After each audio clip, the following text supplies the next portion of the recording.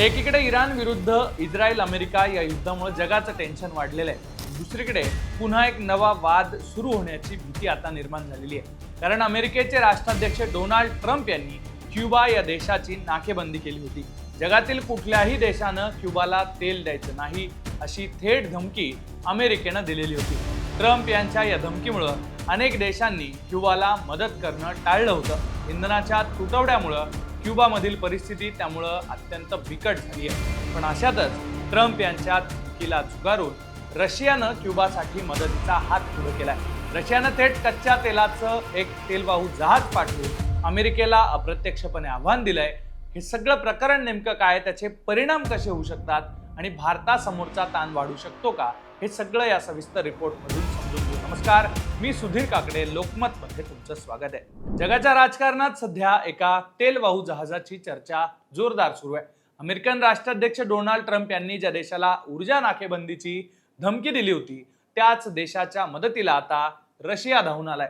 रशियानं अमेरिकेचे निर्बंध आणि ट्रम्प यांची धमकी झुगारून क्युबासाठी कच्च्या तेलाचा टँकर पाठवलाय। या ऑइल पॉलिटिक्सची चर्चा सध्या जगात होते। गेल्या काही काळापासून अमेरिकेनं कॅरिबियन बेटावरच्या क्युबा या देशाच्या चारही बाजूने त्याची कोंडी केली होती। कुणीही क्युबाला तेल पुरवठा करायचा नाही, अन्यथा अमेरिकेच्या कडक निर्बंधांना आणि टॅरिफला सामोरं जावं लागेल अशी धमकीच डोनाल्ड ट्रम्प यांनी दिली होती।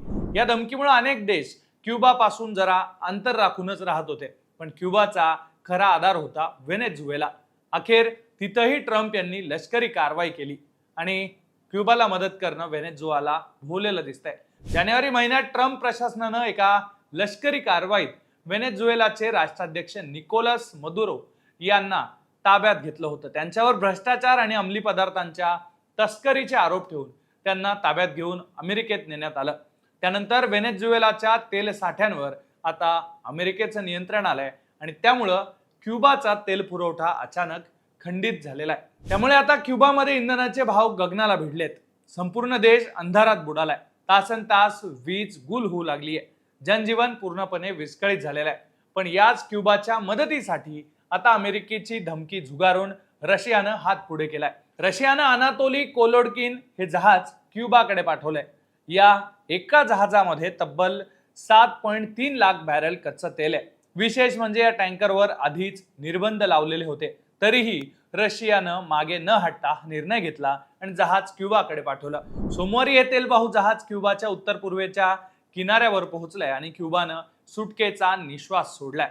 त्यामुळे या सगळ्या प्रकरणाची सध्या मोठी चर्चा सुरू आहे। रशियाचे प्रवक्ते दिमित्री पेस्कोव्ह यांनी अत्यंत स्पष्टपणे सांगितलंय की आपल्या क्युबन मित्रांना मदत करणं हे रशिया आपलं कर्तव्य समजतो। त्यामुळे आम्ही पाठवलेली मदत तिथं पोहोचल्याचं आम्हाला कळलं, याचा आम्हाला मनापासून आनंद आहे, असं म्हणत रशियानं अमेरिकेला सुद्धा डिवचल्याची चर्चा आहे। धक्कादायक बाब म्हणजे रशियाच्या या धाडसानंतर डोनाल्ड ट्रम्प यांनीही नरमाईची भूमिका घेतलेली आहे। रशियानं पाठवलेल्या या तेलवाहू जहाजावर आमचा आक्षेप नाहीये असं विधान करत ट्रम्प यांनी सध्या एक पाऊल मागे घेतल्याचं दिसतंय। रशियाच्या या एका टँकरमुळे क्युबाला सध्या तरी मोठा दिलासा मिळालाय, कारण गेल्या अनेक महिन्यांपासून जानेवारीपासून आतापर्यंत त्यांना मिळालेला हा सर्वात मोठा तेल पुरवठा आहे। त्यामुळे जगावरचं वर्चस्व निर्माण करू पाहणाऱ्या अमेरिकेला रशियानं शह दिल्याचं या घटनेतून पाहायला मिळालंय।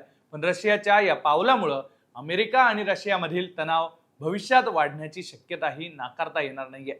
या सगळ्या वादाबद्दल तुम्हाला नेमकं काय वाटतंय ते कमेंट बॉक्समध्ये नक्की लिहा आणि अशाच वेगवेगळ्या प्रकारची माहिती जाणून घेण्यासाठी तुम्ही लोकमत पाहत राहा।